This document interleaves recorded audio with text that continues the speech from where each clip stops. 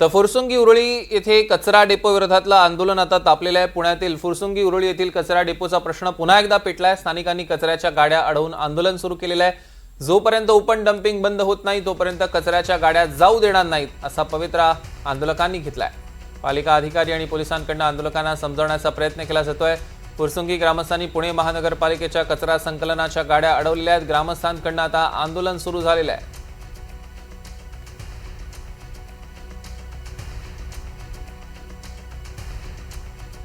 क्षणाची एक मोठी बातमी आपण बघतोय। फुरसुंगी उरुळी कचरा डेपो विरोधात आंदोलन प्रचंड तापलेलं आहे। जोपर्यंत ओपन डंपिंग बंद होत नाही तोपर्यंत हे आंदोलन सुरूच राहणार असल्याचा पवित्रा तिथल्या ग्रामस्थांनी घेतलेला आहे आणि आता कचऱ्याच्या गाड्या अडवण्यात आलेल्या आहेत आणि स्थानिकांनी हे आंदोलन सुरू केलेलं आहे। ओपन डंपिंग या झोपलेल्या अधिकाऱ्याचे करायचे काय? कचरा डेपो या अधिकाऱ्यांचे करायचे काय? पुणे कचरा डेपो झोपलेल्या अधिकाऱ्याचे करायचे काय?